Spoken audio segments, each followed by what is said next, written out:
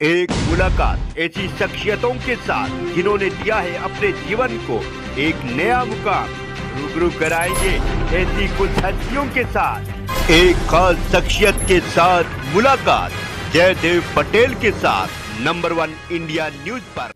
नमस्कार व्यूअर्स, मैं जयदेव पटेल और आप देख रहे हैं नंबर 1 इंडिया न्यूज। आपका एक बार फिर स्वागत है एक खास शख्सियत के साथ मुलाकात प्रोग्राम में। आज हम बात करेंगे मोदी सरकार 3.0 का जो पहला बजट आज पेश किया गया फाइनेंस मिनिस्टर निर्मला सीतारमण की तरफ से।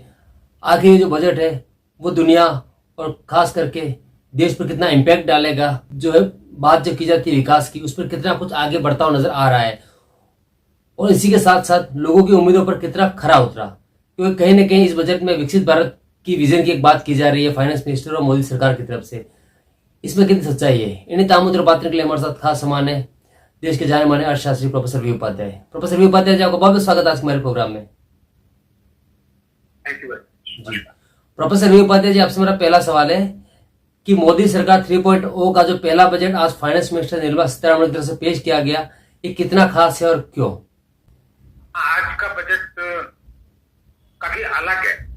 पहले जो बजट इन्होंने कई बार पेश किए हैं, पिछले बार जो बजट था उसमें आपको याद होगा कि बहुत सारी स्कीम की बात की थी, छोटी छोटी स्कीम थी, है ना, एम्प्लॉयमेंट को लेके, बड़ी कंपनियों में इंटर्नशिप होगी, इस तरह की बातें। अब पहली बात तो ये नहीं बताते कि उन स्कीम्स का क्या फायदा हुआ, नहीं हुआ, कितना हुआ, चल रहा है, नहीं चल रहा है ना, वो सारी बात। लेकिन इस बजट में एकदम लगता है कि रुख काफी बदल है। अब उन सारी चीजों को छोड़ के, हालांकि बजट तो बहुत बड़ा होता है, अमाउंट बहुत बड़ा होता है, तो कुछ ना कुछ स्कीम तो आती ही रहती है, नहीं आएंगी वो तो अलग बात है। लेकिन जो फोकस है वो बदला लग रहा है। फोकस यहाँ पर मिडिल क्लास की तरफ शिफ्ट होता नजर आ रहा है। तो इसमें बहुत क्लियर कट लोगों को इतना अंदाज भी नहीं था कि टैक्स रेजीम है उसको इतना चेंज करेंगे। अब पहली बात तो ये कि 10 करोड़ लोग टैक्स रिटर्न फाइल करते, लेकिन देते कितने टैक्स, वो तो 3 करोड़ ही है जी। तो टैक्स का फायदा अगर हो तो किनको होगा? वो 3 करोड़ लोगों को ही होगा। किसी को कम, किसी को ज्यादा, किसी को 80,000 रुपए का फायदा हो जाएगा, किसी को 1 लाख का हो जाएगा। लेकिन ऐसे भी लोग हैं जिनको 35,000 का फायदा होगा। तो 35,000 से लेके आपने 1,20,000 तक का फायदा, आपने कहने का मतलब 3,000 रुपए महीने से लेके 10,000 रुपए महीने तक का फायदा लोगों को पहुंचा। तो यहाँ बहुत क्लियरली लग रहा है कि दो बातें लग रही हैं। एक तो ये कि मिडिल क्लास बहुत वोकल है ना, अब चुनाव में भी काफी सामने आ रहा है जी। तो सीधा ही उस राहत मिले। और दूसरी बात ये अप्रोच की बात भी है कि इकोनॉमी बहुत उन्नति नहीं कर रही है मान लो, तो एक तरीका ये जो ढूंढा गया वो ये कि एक सेक्शन का आप कंजम्पशन बढ़ा दो। कंजम्पशन बढ़ाओगे तो उम्मीद है कि डिमांड बढ़ रही है, डिमांड बढ़ रही है तो इन्वेस्टमेंट बढ़ेगा। तो एक उस तरह की अप्रोच। तो मैं एक्चुअली ये कहना चाहूंगा कि ये इस अप्रोच को थोड़ा सा बाकी जो हो रहा है राज्यों के लेवल पर उससे भी जोड़ के देखना चाहिए। खासतौर से महाराष्ट्र में जब इलेक्शन हुआ है उसके बाद से मिडिल क्लास बहुत वोकल हो गया है। तो आप ये जो देख रहे हो ना, 2500 रुपए दिए जाएंगे हर महिला को। अब हर महिला गरीब तो नहीं है, महिलाएं तो सभी तरह की हैं, सभी वर्गों की हैं जी। तो मिडिल क्लास इतना वोकल है और उनको लगा कि मिडिल क्लास को खुश रखो तो मिडिल क्लास ही सारा नैरेटिव बनाती है। अब टीवी वगैरह पे हर जगह आपको चर्चा मिलेगी, बहुत अच्छा, बहुत अच्छा, बहुत अच्छा। तो इसको आप उस तरह से देखो। मैं कहीं ना, लोग अब मजाक आप बना लो, रेबड़ी कह लो, कुछ भी कह लो, पर मैं उस तरह से नहीं देखना चाहूंगा। मैं कहूंगा एक जो आइडिया होता है ना, ये यूनिवर्सल बेसिक इनकम का, यूनिवर्सल बेसिक इनकम का मतलब है कि सबको दे जी, है ना। उसमें ये मत कि कोई गरीब है, अमीर है, क्या है तो 2500 रुपए अगर आपको देने हैं महिलाओं को, तो महिला तो सभी है ना। अपर मिडिल क्लास की भी है, मिडिल क्लास की भी है। आपने बिजली की छूट दे दी, अब बिजली की छूट में किसको फायदा होगा? एक्चुअली लोगों को फायदा हो जिनके पास लीज वगैरह उस तरह की चीज ना। आम आदमी को तो होगा भी नहीं, उनको तो सर्टिफिकेट भी नहीं मिलेगा कि किराएदार का, है ना।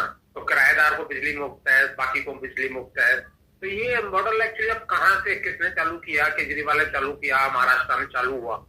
कहने का मतलब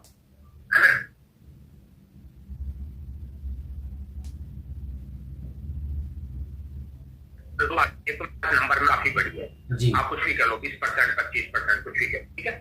दूसरी बात यह है कि मिडिल क्लास कहती है कि आप हमसे टैक्स लिए जा रहे हो और हमें तो कोई फायदा नहीं है, हम तो अपने बच्चों को सरकारी स्कूलों में नहीं भेजते, हम तो अपने बच्चे हॉस्पिटल में नहीं जाते सरकारी, है ना। तो हमें पैसा दे दो, मार्केट में जाएंगे, मार्केट से फायदा उठा लेंगे। तो ये अप्रोच में चेंज लग रहा है जी, जो अच्छा है ना। इसको आप कह लो महाराष्ट्र चुनाव के बाद ही क्या, और दिल्ली में चुनाव हो रहा है ना। तो ये अप्रोच और सभी पार्टियां ऑल ऑफ ए सडन सब चीज छोड़ दो जी,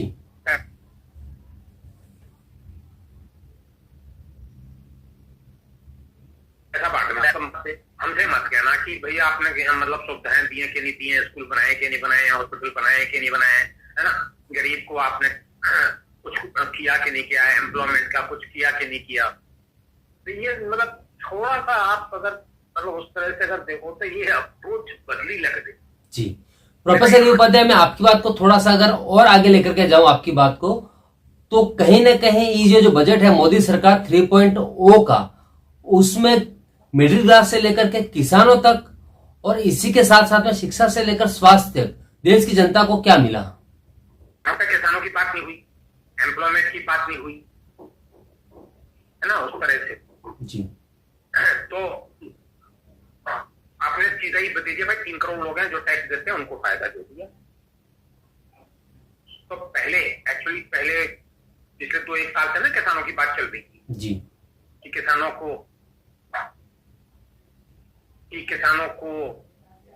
क्या फायदा मिला नहीं मिला, किसानों ने वोट में, है ना, किस तरह वोट दिया नहीं दिया। तो वो सारी बातें भूल सी लग रही है ना, भूल गए जी।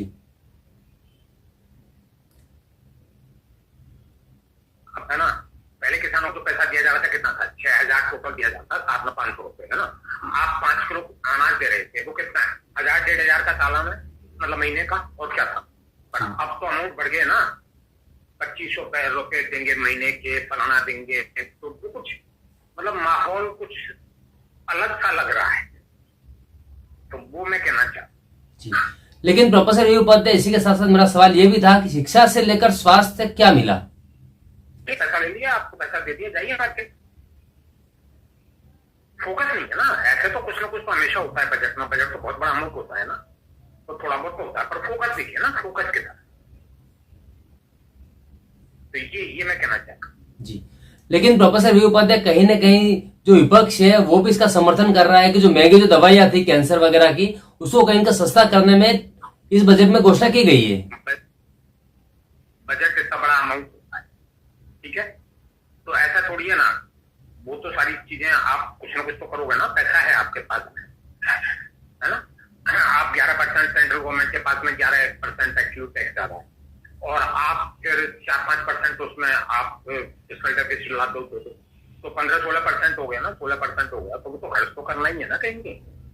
तो वो तो बहुत सारी स्कीम तो आपको लानी पड़ेगी ना, है ना। आप R&D पे कह रहे हो, आप बहुत तरह की बातें कर रहे हो, है ना। तो वो सारी बातें तो होती है, पर थोड़ा फोकस शिफ्ट नजर आ रहा है, वो मैं कहना चाहता हूं जी। प्रोफेसर वी उपाध्याय जी, अगर हम बात करते हैं मैन्युफैक्चरिंग से लेकर के इंफ्रास्ट्रक्चर तक, और इसी के साथ साथ इनकम टैक्स में कटौती से लेकर के आत्मनिर्भर भारत का जो विजन है, उस दिशा में कैसे देश आगे बढ़ता नजर आ रहा है? देखो, आत्मनिर्भरता में तो सवाल यह है कि आपका एक्सपोर्ट बढ़ा के नहीं बढ़ा, वो तो नहीं बढ़ा। सर्विस एक्सपोर्ट जरूर बढ़े हैं, है ना।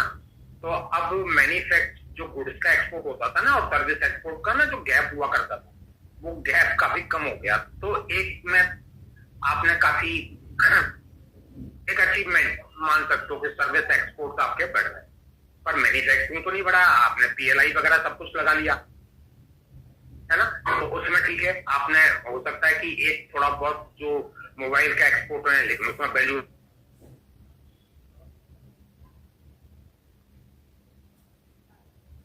एक्सपोर्ट बढ़े हों ऐसी कोई बात नहीं है। और एक्सपोर्ट का तो मामला आजकल कुछ ऐसा है कि 1-2 महीनों में क्या होने वाला है, किस तरह के टैरिफ्स में, है ना, वो थोड़ी बहुत अनसर्टेनिटी बहुत ज्यादा है। आपने सर्विस एक्सपोर्ट बढ़ा ली, वो एक अचीवमेंट है, लेकिन आप देख लीजिए कि आपने चाइना के साथ में आप इम्पोर्ट ही कर रहे हो, एक्सपोर्ट तो नहीं कर पा रहे हो कुछ उस तरह से। तो वो मतलब अचीवमेंट ज्यादा नहीं हुआ ना। मैन्युफैक्चरिंग सेक्टर में आप देख लो कोई शेयर कितना है, तो वो शेयर उतना ही है ना, 15% है मान लो आपका एम्प्लॉयमेंट का देख लो। सर्वे में जो डेटा निकला है कि रियल वेज है ना, जो 17-18 के 2017-18 के मुकाबले में और आज की तारीख में, अब सर्वे कह रहा है कि 10% घट गई, महिलाओं को तो 20% घट गई जी। सैलरी ले लो या सेल्फ एम्प्लॉयड। तो पहली बात तो ये ना, एक्चुअली सरकार ये नहीं मानने को तैयार है कि कोई प्रॉब्लम है हमारे किसी तरह किसी भी क्षेत्र। हमारी इकोनॉमी बढ़ रही है, एम्प्लॉयमेंट बढ़ रहा है, आपने डेटा को लगा लो, पॉवर्टी के डेटा अपना खुद बना लो, है ना। आप सरकार ने तो 2011 के बाद में पॉवर्टी डेटा दिया नहीं है, तो आप मर्जी के हिसाब से लाइन बना लो, मर्जी के हिसाब से बता दो कितने लोग निकल के पास, तो उस तरह से। तो अब मतलब फोकस की बात कर रहा हूँ।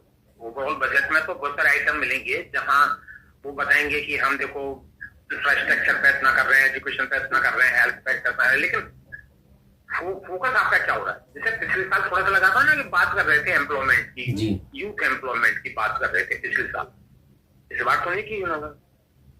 तो ये मैं कहना चाहूँ। प्रोफेसर वी उपाध्याय जी, आपसे मेरा एक आखिरी सवाल है कि मोदी सरकार 3.0 का जो बजट है उसको लेकर फाइनेंस मिनिस्टर निर्मला सीतारमण और साथ ही मोदी सरकार का ये कहना है कि भारत का विकसित बजट है, इसको आप इस बजट को पूरे कितने नंबर देंगे 100 में से? पहली बात तो आप विकसित है, ठीक है, आपने कह दिया भाई 20% पॉपुलेशन आपकी विकसित हो जाएगी, बहुत अच्छी बात है ना। पर 80% का क्या हुआ जी? अगर 50-60% लोग उसी हालात में है, और कितने दिनों कब से उसी हालात, उनके बारे में तो कुछ नहीं बताया ना।